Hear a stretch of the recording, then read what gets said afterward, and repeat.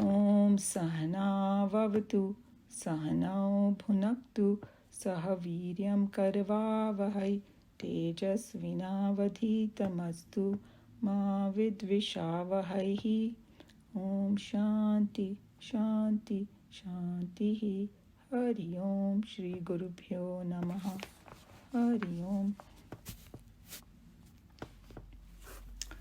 Okay, so we were on verse 7 and 8. It can be called Valli 3 also in some books. It's chapter 2, Valli 6 or Valli 3. But verse is where we were talking about how to take this internal journey. There's another method here that, you understand what your body has. We have those consciousness as well as the matter. The reason I'm saying that because that's how it's going to start in chapter 7. So everything is within us only. We are this little universe and God is also within us. So then how to take the journey, we understand what senses, mind, relationship between senses, mind, intellect, and then Mahanatma or the total intellect or total intelligence, and the Prakriti, Avyakta there. So all these different names were given. And then last time there was a slight confusion about Purusha. Anilji, do you remember you were like, I said, what is Purusha? Purusha is here referring to the consciousness. And it's kind of interesting that in Bhagavad Gita also it's going to come. There is almost like there is something even beyond Prakriti and Purush, and as though that consciousness has become Prakriti and Purush. That's how also some people look at it. Okay? One more division. But other is that, hey, Purush means consciousness. For us, that is a safe thing to kind of, otherwise it'll get too confusing and too technical. Purush is not like a man or something like that, but yahan Purush means consciousness, that ultimate Brahman. So in these two verses, he was talking about that when you are sitting in meditation, you understand that your senses are different. They were temporary and all. We saw in the previous verse 6 and all that, hey, a wise man knows the difference. And they gave the scientific examples that, hey, look at the senses. They are like, firstly, everybody has a different vision.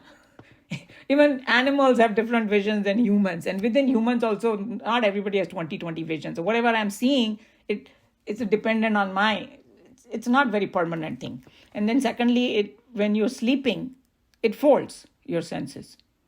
In fact, while you're dreaming, the senses are not available to you either. And the mind also folds. So all these things are temporary. But mind is higher than the senses, right? If you have to take, or deeper, or nearer to you, or all pervading, more pervading, not all pervading, sorry, it was the wrong word. It's more pervading. And then senses are the one that report to mind. That's why mind is higher or more powerful, you can say. And then intellect is higher than the mind. Mind is we are talking about the lower mind with emotions and data collection and all that. Intellect is the one that makes the decision. So that's even higher, deeper, more pervading. Because बोलते हैं ना कि जिसकी बुद्धि कहाँ कहाँ पहुँच जाती है, यहाँ बैठे बैठे चांद पे पहुँच गई, and all the new ideas come and all that. It has a far-reaching thing. And then beyond the intellect is what Mahanatma, the total intellect. We cannot have this arrogance that, oh, I'm so intelligent, because where it's coming from? It's coming from the total intellect. So the whole cosmos ka pura intelligence, because there is intelligence is there even when one cell, right? Cell has an intelligence of what to do, what not to do, DNA, whatever, everything, or all the fixed things that happen, chemical reaction also, that's also kind of intelligence only. So it's all pervading, in other words, total intelligence. And then they say that beyond that is unmanifest, or they call it Prakriti or Avyakta. These are all synonym names according to this Upanishad. Because if they say Avyakta, or they say Prakriti, or they say unmanifest, those are three different words used, that is beyond the total intellect. Why they call it unmanifest? Because pehle it comes as unmanifest, then it manifests, right? So unmanifest means it's not graspable by my five senses. That's called unmanifest. It is there, but I can't catch it. And beyond that unmanifest is the Atman or Purusha. So you can take the other way journey also. First there is Purusha or there's consciousness.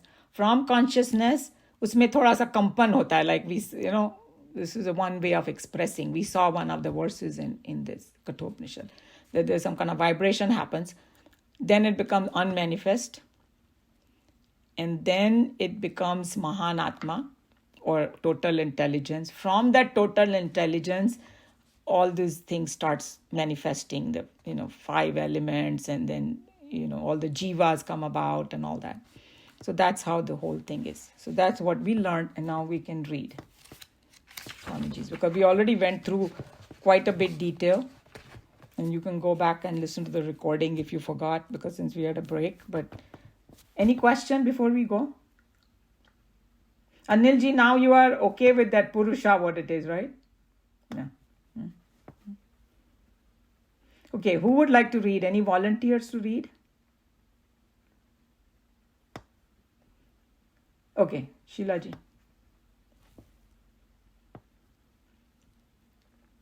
Hello, Hariom. Everybody can hear me? Yes. This is number 7 because I'm attending after a long time. The page number is 281, right? Okay. So what you do is, Sheila ji, read the English translation of 7 and 8 and then go. Yeah. Okay. Beyond the senses is the mind. Beyond the mind is the intellect. Beyond the intellect is the great Atman. Superior to the great Atman is the unmanifest Prakriti.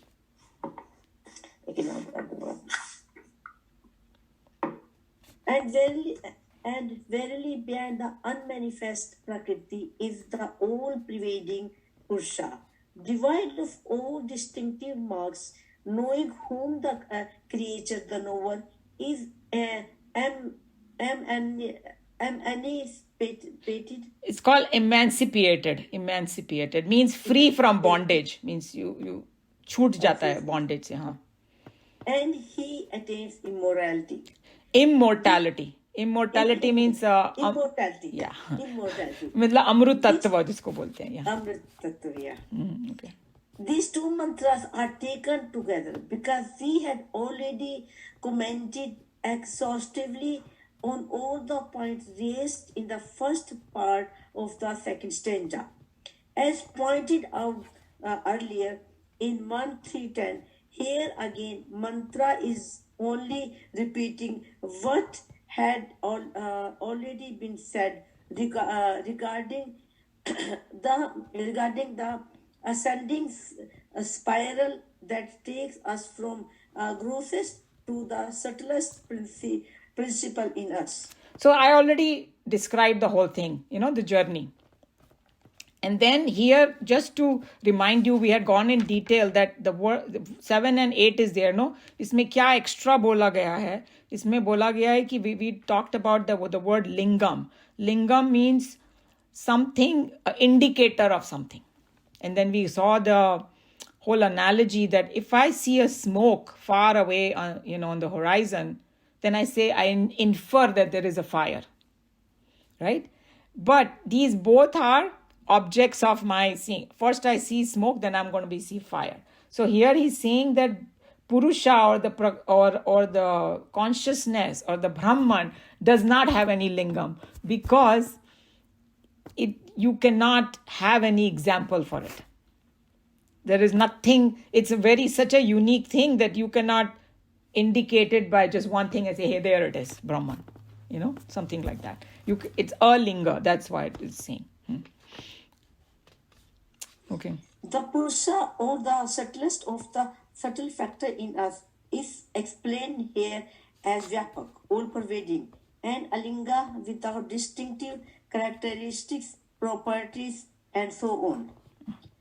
Atman being the subtlest of the subtle, we have discussed before, it must necessarily be all-pervading tattva. So here, all-pervading we have discussed means it is everywhere. And the best thing for us to understand all pervading is the space. That, space is all pervading, it's everywhere, and you can't destroy the space. No matter, even there is a nuclear blast, nothing happens to the space. And Atman is even subtler than that. Space has come from the Atman, so you can imagine how subtle it is. So that all pervading, I'm just trying to remind you that what it means, all pervading, huh? In the Sanskrit, Logician's vocabulary. vocabulary, the word linga has a particular connotation, a scientific import, and is used in philosophical discussion only at such places where the philosopher wants to point out its scientific meaning. Much of our knowledge is made out of our capacity to infer. Almost all our knowledge of things not yet seen in derived. Though the source of knowledge is called a inference. When there is a lot of smoke rising from a point in the distant range of the hills, we, from our point of observation, infer that there is fire on the hill. The sign or the distinctive mark, namely smoke, observing which we come to the definite conclusion of the things, is called linga, is the logician's terminology. So all he's saying over here, I know it sounds complicated, especially for the people who don't have the book. If you have the book, you can read it a few times and you will know what he's talking about. He's saying that all the knowledge in the world, most of it, that's how we learn, is by inferring something. It's, for example, hey, I'm seeing this sunset, but I know that the sun doesn't set, the earth is going around it. How do I know? Even though I see I infer it with the scientific knowledge that I learned. Same way, if I learned any subject, all of it is not going to be pratyaksh for me. I won't be able to see with my eyes, but I have to understand with my mind by inferring. That's all he's saying. So he's saying that, hey, when something is inferred, that particular thing is called lingam. That's why when it says Shiva Lingam, what does Shiva Lingam means? It indicates the nature of Shiva. That's what it means. So उसका बाकी बाद में meaning पता नहीं और क्या क्या बना दिया उन्होंने, but that's the true meaning and from Vedantic perspective. The Shiva Lingam refers to the nature of Shiva. With this knowledge of the exact connotation of the word, we can now easily understand the import of the scripture when she say that the Purusha is devoid of any linga. It means that there are no properties or qualities or such other indicative sign of by which we can directly perceive and therefore come to cognize the self in us. So all he's saying is, the reason it said that it doesn't have any linga or alinga, you cannot grasp this Atman or Brahman or Purusha by your five senses. Because linga to tabhi kaam karega na, because it is going to tell you some quality. It is quality rahit, It's a little deeper concept, but I hope that everybody understood. It's something like, even to describe space is difficult, right? It's a void, but it's still there, right? So then you can just say that, okay, space accommodates everyone, and it's all pervading. But that doesn't fully describe this space, no matter what you do. Same way, it's just saying that it's Brahman, there are no qualities in it for you to refer to. That's all it's saying. Taking you one step deeper.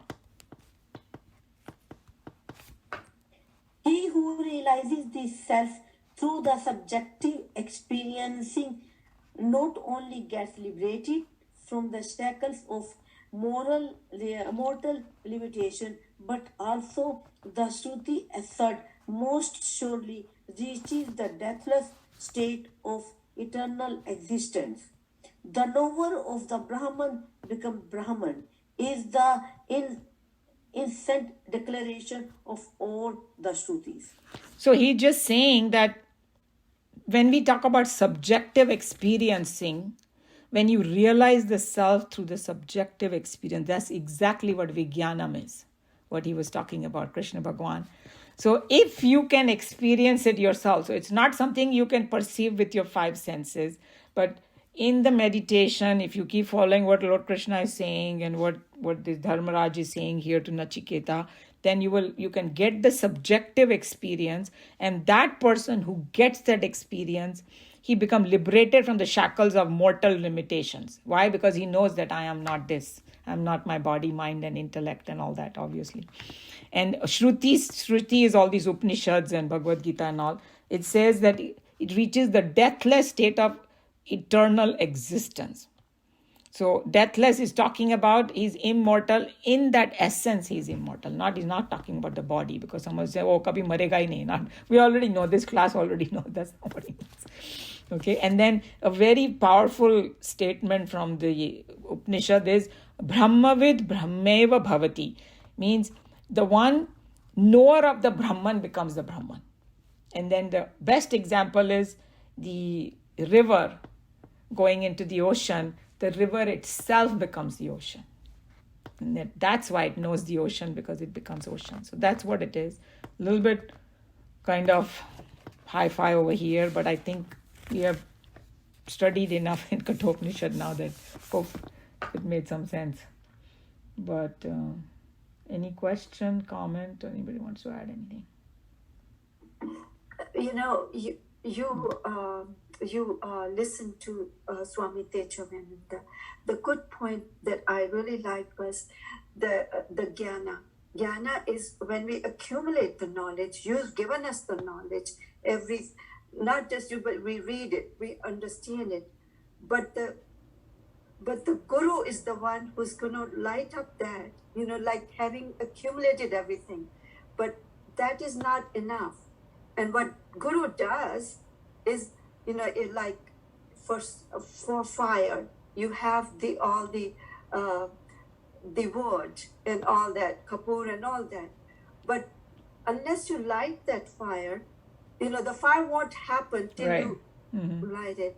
And the Guru does that to you.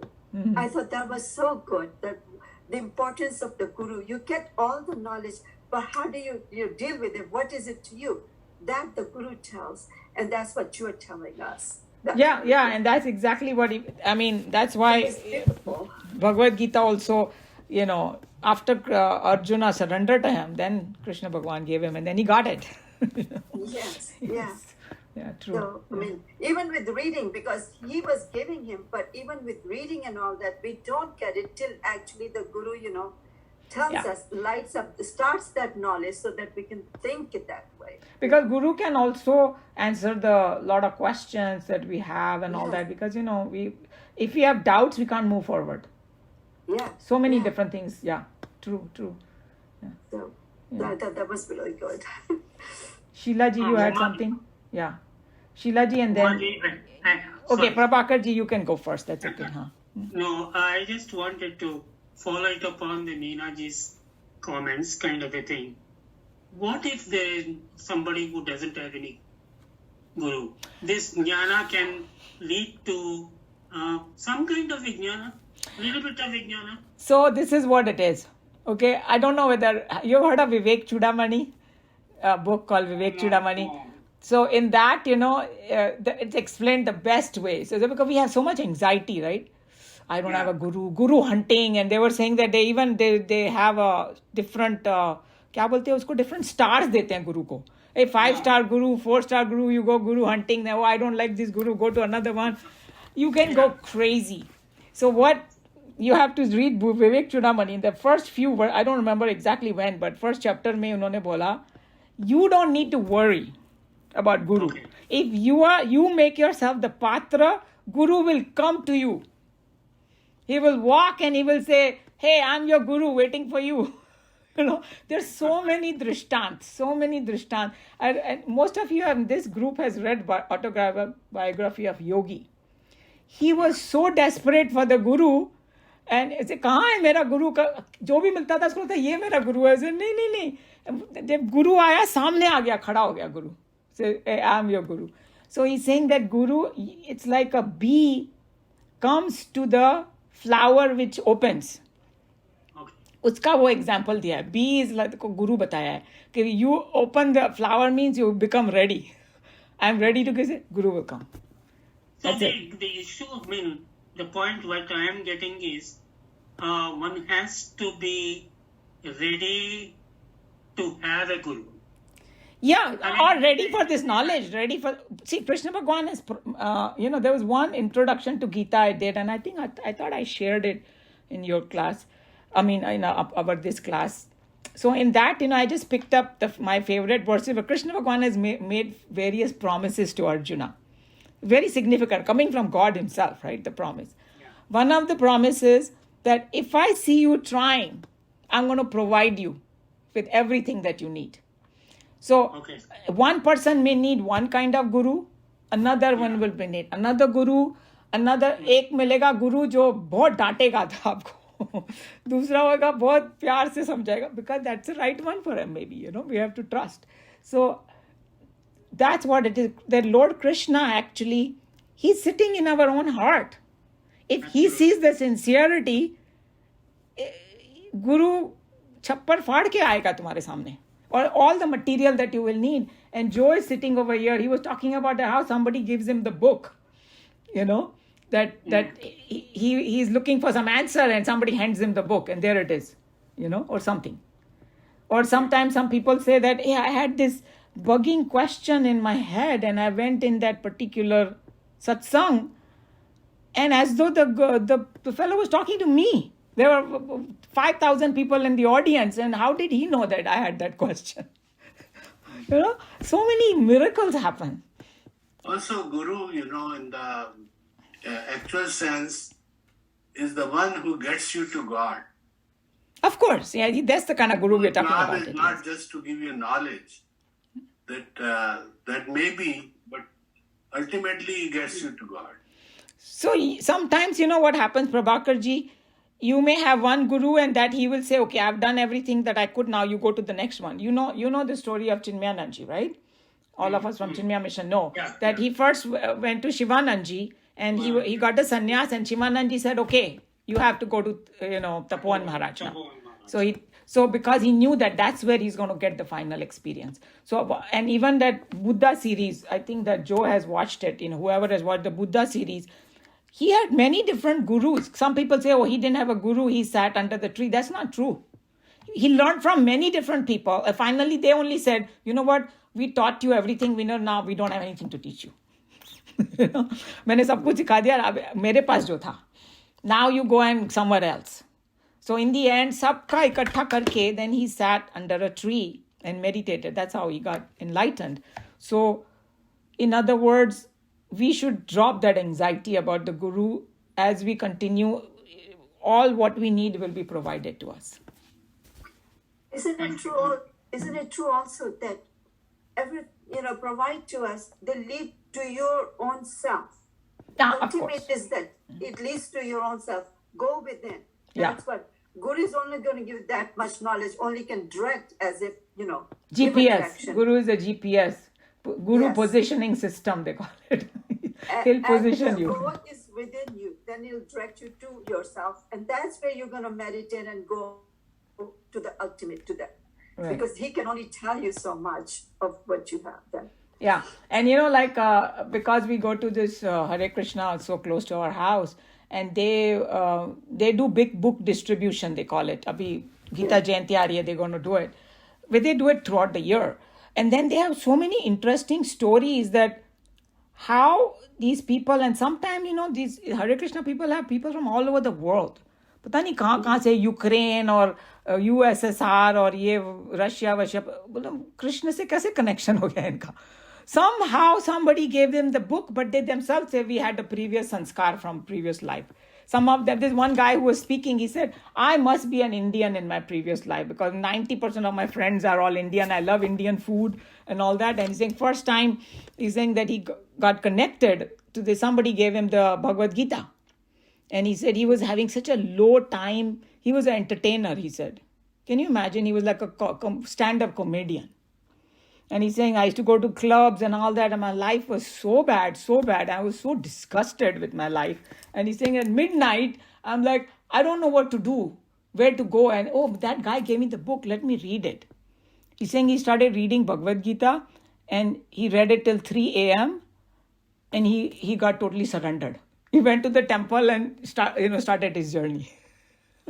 I mean, कहाँ वो New York में he was like a entertainer, but I guess he was ready inside or something, so he got shown the path, and now that's all he does. He does all the prachar. I think he lives in LA. I think he comes here once in a while to give a lecture.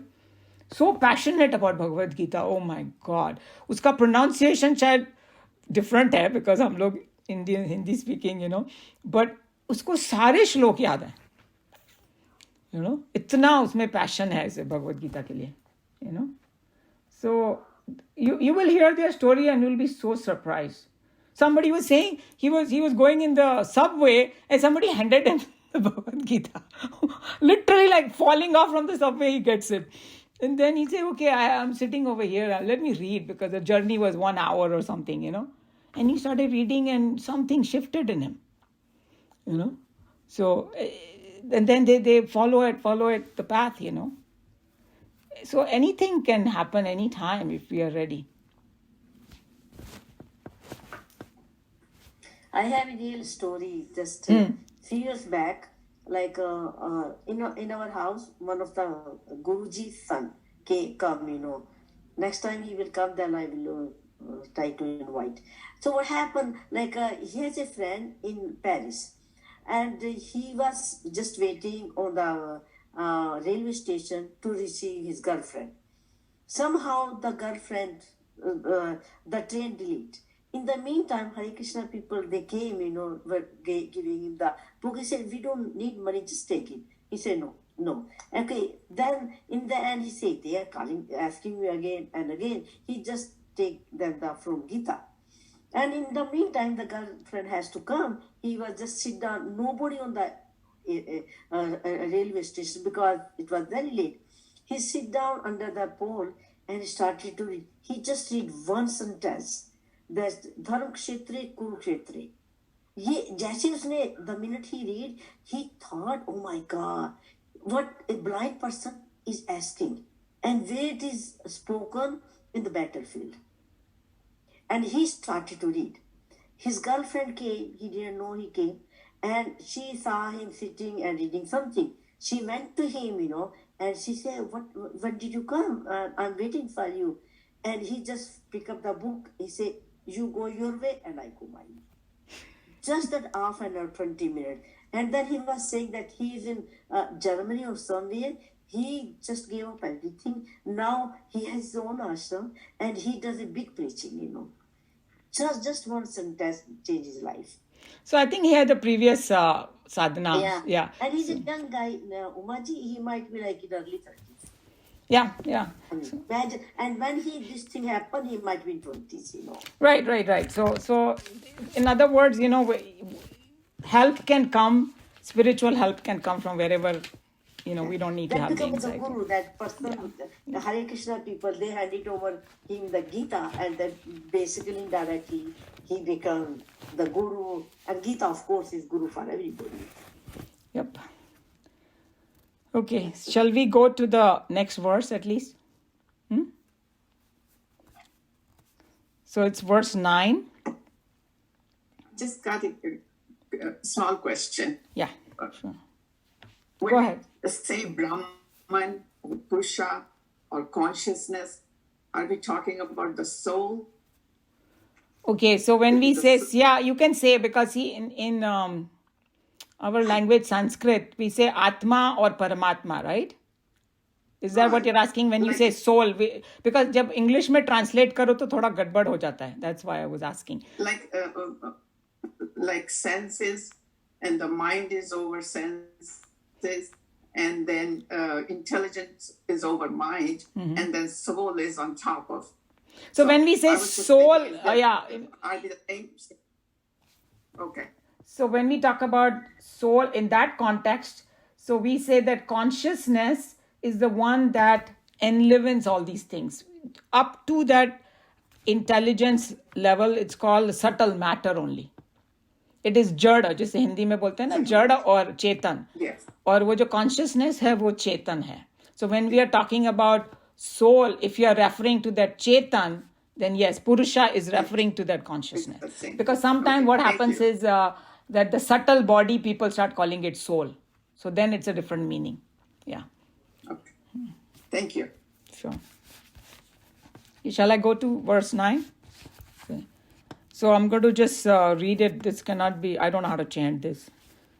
न सन्दृशे तिष्ठति रूपमस्य न चक्षुषा पश्यति कश्चनैनं हृदा मनीषा मनसा अभिक्लुप्तो. This is a very difficult word, but I'm doing my best. य एतद् विदुर अमृतास्ते भवन्ति. Sandrushe means to the sight or form of something, form of an object or of a vision, means आंखों से जो दिखाई दे सकता है उसको सन्दृश्य बोलते हैं. Tishtati, no tishtati, is not available. So Brahman is not available through our eyes. Rupam, in the form. Asya, his. Chakshusha, with the eyes. Pashyati, to see. Na kaschan, none, nobody. Enam, him. Hrida, by that which resides in the heart. This is a very loaded word, and Tejo Maharaji gave a very deep meaning, and each Swami explains this in their own manner. So we'll see what it means. Hrida. Manisha, this is a name given to many Indian girls. Manisha means by the intellect, means buddhi se control karne ko manisha bolte hain. Controlled mind ko manisha bolte hain, jo buddhi se control kiya hua. Manasa, by the intuition. This is also a very deep meaning, and वैसे manasa means mananam karna vagara, magar here Chinmayanand ji called it intuition opens up in our mind. Abhilupta is revealed. Usko samajna means you get realize it, kind of. Realize, revealing. Ye is who, etat is this, vidu is to know, te is they, amruta, immortal, bhavanti becomes. So first they told, okay, you do this meditation, this is the way you do it. And then now थोड़ा सा ना पानी फेर रहा है हमारे ऊपर. But there is a reason. He's saying that where is Atma? Okay, everybody wants to experience that. सबसे पहले बोल दिया कि you cannot see it with your eyes.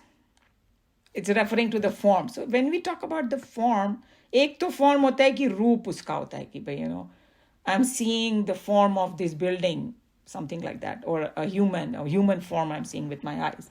But when he talked about form over here, Tejo Maharaji explained, he's talking about the Swarup. Swarup is the essential nature of Atma.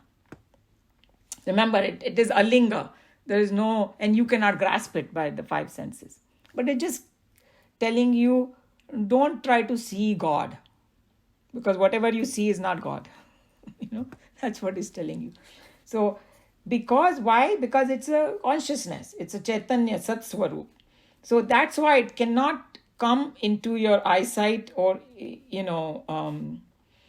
cannot become object of your eyesight. तुम आंखों से भगवान को नहीं देख सकते. That's what, उसके essential nature को नहीं देख सकते. Yeah, you can say, okay, I'm seeing Krishna. He's a form of that God, but that's Krishna. It's a form. It's not his essential nature. That's how you have to think like that. So, the English language में बोला that it is not an object of any kind of seeing. So Tejo Maharaji is very funny. He said that just like you go for sightseeing, ना मुझे ये देखना है, तो बोला don't go for आत्मा की sightseeing. That तीर्थ यात्रा में जा रही हूँ, मेरे को आत्मा दिखेगी. No, it's not going to happen. And the word used over here is kaschan. Kaschan means no one can see it. So he's saying that even an enlightened person cannot see this by your five senses. When they talk about eyes, they talk about all five senses actually. They're using eye as a thing, because how Tejo Maharaji was explaining that what you see with your eyes is not Atma, but Anatma, he called it. You know why Anatma? Because all matter. Eyes, we can see only even the matter when it becomes subtle, we cannot see it. For example, electricity. I cannot see electricity. I can see the effects of it. When somebody say, you see electricity, bijli chamakti hai, so you are seeing the effect of it. You're not seeing electricity. You are seeing the light and heat and all that. That's the effect of it. Or suppose water. One of the elements become bashpa ban gaya, it became like steam and disappear. I can't see it with my eyes. See what I'm saying? So matter also we cannot see. So where are you talking about consciousness? So think about it. So that's what we have to just understand. So it's kind of understood now that the Atma Tattva, or that essence of that Atma, is not any sound, color, taste, touch, or any form. So in English language, we're saying that it does not fall within our sense perceptions, whatever I can perceive by my senses. So this is when Tejomay Anandji said, now you're putting cold water on my enthusiasm completely. You're saying that, oh, know the Atma, experience the Atma, and then you're saying you can't be seen. So what do I do? So he's saying that, yes, it's saying that it cannot be known the way you want it to be known. That's what it is. Because abhi I want to see God. That's what is not going to happen. But it doesn't mean that he's unknowable. See what I'm saying? It can be done still. So, how you can do it? That not this scientific way of inference and perception and comparison and all that. Then how do you see? Then this all these words are coming in: Hrida, Manisha, Manasa, Klupto, and all that. It is actually referring to meditation. Okay, that's what basically it is, that you can experience it in meditation. But what are these words meaning? And it will open up a little bit what we are supposed to do in the meditation. Maybe that will help us. So Hrida, Manisha, Manasa, this Klupto means, Manisha here means that which controls, regulate, disciplines, all the mind's activity. Usko Manisha bola hai. So that means it's referring to the buddhi here. Intellect. Intellect is a higher faculty in us. But what kind of intellect? So he's saying the way he was explaining, Tejomay Anandji, the intellect which keeps the mind from sankalpa vikalpa, means constantly thinking about comparing and thinking about the material things and all that, usko control karna. So he's saying that don't understand intellect over here. The worldly function of intellect kya hota hai? मैं ये करूं या ना करूं, right? उसका हम लोग दुनिया में ऐसे यूज करते हैं ना इंटेलेक्ट को, ये आदमी अच्छा है, ये आदमी बुरा है, इधर जाऊं या उधर जाऊं. इसे ऐसा वाला इंटेलेक्ट की बात नहीं कर रहे हैं वो लोग. Okay, that's ordinary type of intellect. What he's talking about, the intellect, is that what we use in meditation process. And then we go back to chapter 6 of Bhagavad Gita. All the things he said, no, buddhi grahya. The intellect that has become subtle and it has become pure, usse apne man ko pakad ke rakho. And then you transcend it. That's the kind of thing he was talking about. So when they're talking about that buddhi, that hrida, manisha means this purified intellect which controls everything else. And then basically what he said was, Tejomay Anandji said that, now this, whatever Prabhakarji asked, all that fits into this. He's saying that when a qualified student approaches a teacher and says, hey, can you please teach me about Brahman? I want to experience it. So he's saying that, and just like Nachiketa said over here, what did he say? He in the beginning, go back all the way in the beginning of Kathoupanishad, he said, he told Dharmaraj or Yamraj, can you please show me the truth the way you are seeing? Right? That's the word he used. Here the seeing doesn't necessarily mean with the eyes. It means experiencing, the way you are experiencing. Show me that. So he's saying then the Guru will give the Upadesh. That's called Shravanam. Right? We've heard that. That either I read the Bhagavad Gita or I listen to somebody or somebody comes and tells me anything. I can hear, because you cannot see God, you can only hear about it. So that's called Shravanam. And then by Shravanam only we come to know what is Atma. Otherwise, when we are born, we don't know. Because we see the body, we maybe feel the mind, we know we have intellect. But if somebody says, no, there is something beyond that, and I say, no, I don't. Then, no, there is. So then we say, okay, if Guru is saying, I have a faith in Guru, I'll believe it. So Shravanam is the first thing he said. And then the Guru explains that, hey, whatever I'm talking about, it is not object of your perception, number one. And number two, so English में word है illuminator and illuminating a thing, और क्या बोलना चाहिए, illuminated, sorry. Something किसी को प्रकाशित करता है और जो प्रकाश देता है, right? For us, sun is an illuminator, and all the things that we see is illuminated. So he's saying this consciousness is something that illuminates everything, but it is not object of, it's not illuminated, right? So that's how he explains to you. So the Shravanam is the first step. And then later on he says Manasa Bhiklupto. So that comes under Mananam required. Okay, I heard this, but I have so many doubts. I have so many questions. All have to be cleared. उसको Mananam बोलते हैं.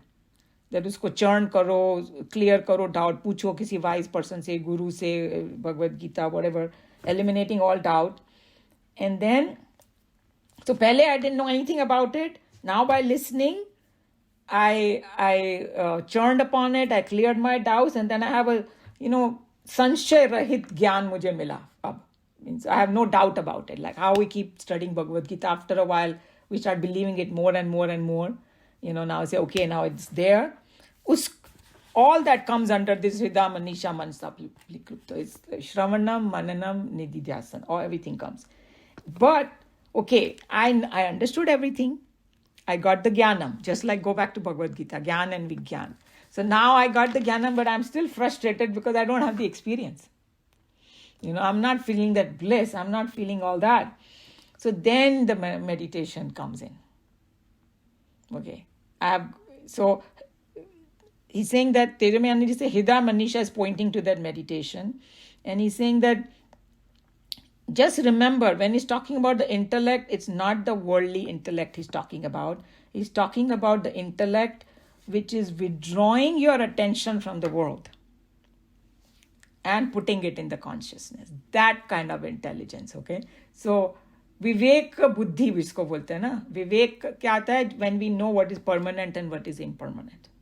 And then we focus on the permanent. That's what he's talking about. And he's saying that once you start doing that more and more, then we will get more established ki Atma is, like there is one Nirvan Shatkam. I think it had gone in our group. Somebody had posted it. It's Shankaracharya ji's, क्या कैसे शुरू होता है निर्वाण षटकम मनो बुद्धि अहंकार चित्तानि नाहम, right? And Chidananda Rupa Shihovam Shivam. Sorry, what? He describes the qualities of the soul, yeah. Right. So उसमें दिया हुआ है कि आत्मा निर्विकल निराकार रूप. Aham nirvikal nirakara rupo shivoham. That's how it ends. So he was just reminding us that you will get established in that. And then this is what the whole process is. So on one hand, he's saying you cannot see God, but you can experience it. How do I experience? Shravanam, Mananam, Nididhyasam. With the help of a guru. So it's fitting exactly what Bhagavad Gita is saying. So he's saying that when you get more and more deep into it, then there will be no thoughts of body, mind, and outside world. And you will be understood completely that I am that consciousness. And when that intellect is abiding in that Atma Tattva, which is free from duality. Because remember, it's one all-pervading. It doesn't have any duality in it. And that's just truth. Sat Matra, he said, means just the truth. So that's what he's pointing towards in this. Even though you cannot see it, but by this method you can experience it. So, and when can you do it? Only when the mind is withdrawn from the world. And mind is prepared. And so how do you, there's another way is that you get the knowledge of Upanishad by the Guru, just like we talked about.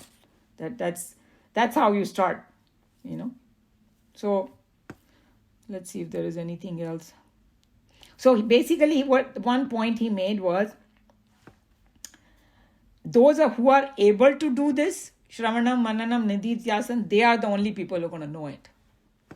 Because no other method is going to work over here. And so he's saying on one hand, it looks like to me, hey, how can I know it? How can I know it? But Shruti or the Upanishad is saying it is knowable. Don't worry, it can be done. Okay, so. Okay. So he was just saying that there is another word that we use in, I think it comes in Chinmaya Mission, this word, Shuddha Buddha Mukta Satchidananda Swarupa, you know. So Shuddha means pure, Buddha means, you know, you get the final knowledge of consciousness, and Mukta means you get liberated, and Satchidanand we know, Sat Chit Anand, you know, all that in the end you will realize that is. So this verse is pointing to that deep meditation starting from Shravanam. And then what is going to happen is that Tejamayananji said, the question will come, okay, I'm doing all these things. How will I know if I've reached there? So that's what the next verse is going to tell us about, that if I've reached there or not. So we have only 5 minutes left, but anybody has any question, comment? Maybe we'll read next time. I think this verse is telling us about, and I think Uma had that question about what is, if you read about the soul and all that. So if you read the beyond the senses is the mind, you read that and, you know, contemplate on that verse 7, the English, the line, then you'll know everything, what is the mind, what is intellect, what is Atma, and superior to the Atma, what it is. And here they're saying is, in this verse, they're saying is, we have to, you know, we can't, if you want to come to the intuition, when you know intuition, because God cannot be seen by the eyes and ears and all that. So intuitively you know it, you know Him. And how you become intuitive is when you become silent, when you're restful, when you're peaceful. And that's how you will get your intuition. And once then you will intuitively know, when you're calm, then you'll know you're the soul. That's what it is. Yeah. Once you know the soul, then you know the Brahma. Brahman, yeah. Somebody else was saying something. No, Umaji, I just wanted to ask one more question. You talked about the characteristics of Brahman. But what about, we know that there is a Nirguna Brahman as well as Saguna Brahman. So does the characteristics work for both Nirguna as well as Saguna Brahman, or we can experience Saguna Brahman a little bit more? I mean, I'm just putting very crude sense than the Nirguna Brahman. So when it comes to Nirgun and Sagun, it is like, it's talking about like two sides of the same coin, sort of, to speak. That's the best way to put it. So it's like, hey, is it this or that? No, it's both. I cannot separate it. So it's like, when he says Sagun is nothing but, God has a potency, which is like it's Shakti or it's Maya, and that Maya manifests into Sagun. So the best way I can put it is, somebody gave that example a long time ago, it always stuck in my head. It's saying, can you separate the dancer from the dance? Or, dance from the dancer, let's put it this way. The dance is inherent in the dancer. So sometime he will dance and other time he'll sit quietly. So the Nirgun Brahm becomes Sagun and then again it becomes Nirgun. Because that potency is there in it. So now, which one you connect to, that depends on your mind. Because that question even Arjun is going to ask in chapter 12. Because एक तरफ तो हम लोग ने निर्गुण के बारे में बहुत बोला, पर कोई सोचे कि खाली निर्गुण ही है भगवान, दूसरे है ही नहीं, वो भी गलत है. और कोई सोचे कि खाली फॉर्म ही है और दूसरा निराकार है ही नहीं, वो भी गलत है. So when you say कि when you know it completely, then you know Bhagwan from the real essence. So Nirgun and Sagun is just one way. I'm looking at the coin from this side or from the other side, head or tail, that's all. I don't know. Did I answer that question? Prabhakar ji, did that answer that question? Yeah, one way. I just wanted to just extend a little bit if you have 2 minutes. Yeah, go ahead. Suppose you go to Balaji temple in Tirupati. Many of us will say they identify, they say that okay, the Balaji is my the god to be prayed, and I identified with Balaji. So how does that will sound? So okay, this is what it is. सभी के कोई इष्ट देवता बोलते हैं उसको, हाँ मालूम है, राइट? सो किसी के इष्ट देवता बालाजी हो सकते हैं, पर खाली वो बालाजी के फॉर्म पे अटक के रह जाएगा ना, तो फिर उसको वो फाइनल एक्सपीरियंस नहीं मिल सकता. But he just saying okay, that consciousness is there, I like that consciousness, this form, but I know that he is just the form of that consciousness, then it's fine. Like what Chinmayanand ji used to say, find the ideal behind the idol. Idol is a murti, right? Yeah. You have heard this, Prabhakar ji, in Chinmayanand. Yeah. So to understand completely, and as we go in chapter 7 now, he's going to say that, look, I have two different natures. It's called higher nature and lower nature. My lower nature is the Prakriti. Lower doesn't mean like low in that sense, but what lower means is the higher Prakriti sustains the lower Prakriti. Okay, consciousness sustains it. You know, it's like I have this fancy computer here, it's made of matter. No matter how fancy it is, unless electricity flows in it, nothing is going to happen. It's not going to do anything. And that consciousness is like electricity, right? So now you say, hey, which one is better? Hey, you need both for functioning.